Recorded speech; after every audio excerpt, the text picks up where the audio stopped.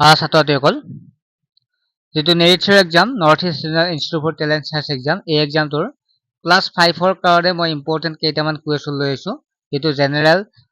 সায়েন্সৰ অৰ্থাৎ সাধাৰণ বিজ্ঞানৰ 2 নম্বৰকে থাকে তোমালোকে জানে এটা প্ৰশ্নত তোমালোকৰ 2 নম্বৰকে থাকে আমি আটাইখিনি আলোচনা কৰিম ইম্পৰ্টেন্ট কেইটামান কুৱেশ্যন আনিছো আৰু এখন হৈছে আমি ইবুক প্ৰস্তুত কৰিছো যত আটাইখিনি question notes previous year question paper সম্পূৰ্ণ থাকে মানে আগৰ কুৱেশ্যন পেপাৰৰ পাবা 3-4 বছৰ বিশেষকৈ 2-3 বছৰ কুৱেশ্যন পেপাৰ পাবা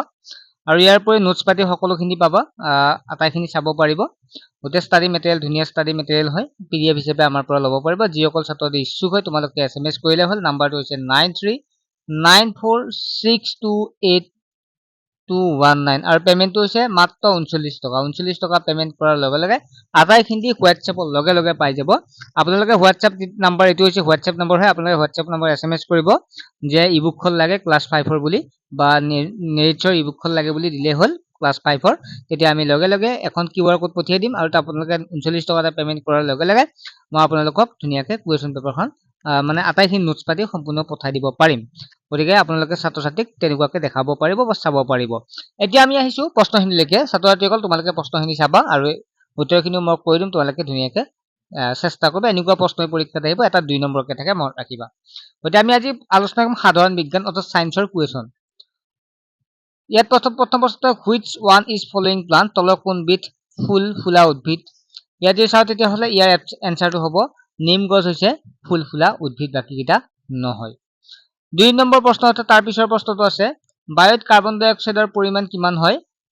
বায়ুত কাৰ্বন ডাই অক্সাইডৰ পৰিমাণ যদি আমি চাও অপচন যদি চাও বাকি কিটা 0.3% হ'ব কাৰণ 78% থাকে বায়ুত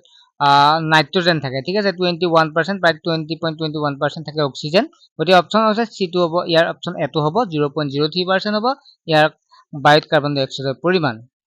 next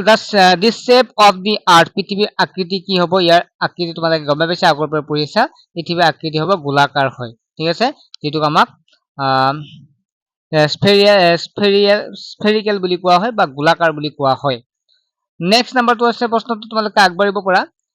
A machine makes work এটা সৰল যন্ত্ৰই কৰা কাৰ্যটো কি বুলি কোৱা হয় ইয়াৰ এনসাৰ যদি চাও তেতিয়া হলে যেটো কনভেনিয়েন্ট বা উপযুক্ত বুলি কোৱা হয় কাৰেক্ট এনসাৰ হ'ব শুদ্ধ উত্তৰ ঠিক আছে কাৰেক্ট এনসাৰ যেটো এটা মেচিন এটা সৰল যন্ত্ৰই কাম কৰে গতি অপচনটো আমি যদি চাও তেতিয়া C2 হ'ব শুদ্ধ উত্তৰ তথাপিতো এবাৰ কনফিউজন হৈছে মই ভালকৈ চাই দিম বাৰু ঠিক আছে এত উপযুক্ত কাম কৰে এত এটো নহব দে এটো নহয় এটোৱে হ'ব C2 হ'ব ইয়াত আৰু চাব লগা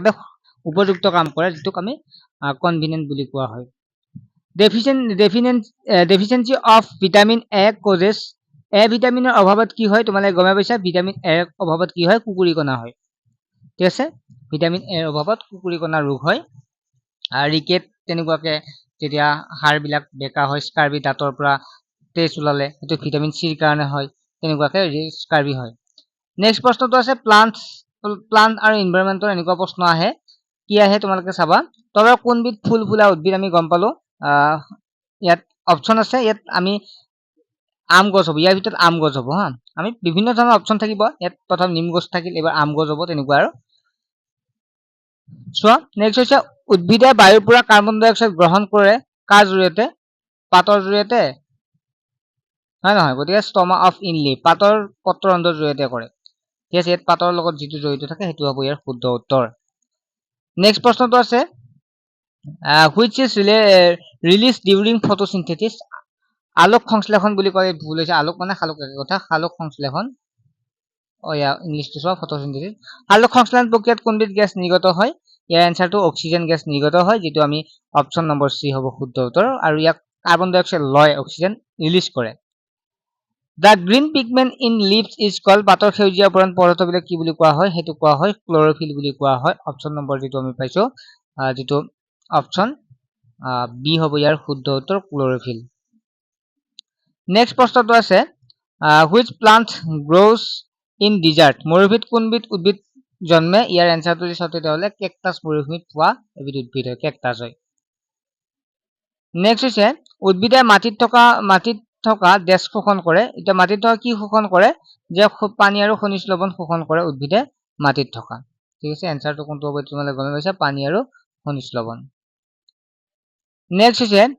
which plant has weak stem and climbs up with support? কোনবিধ উদ্ভিদৰ কাণ্ড দুৰ্বল আৰু আনৰ সহায়ত বগাই যায়? তোমালোকে গম পাইছে মটৰ হ'ব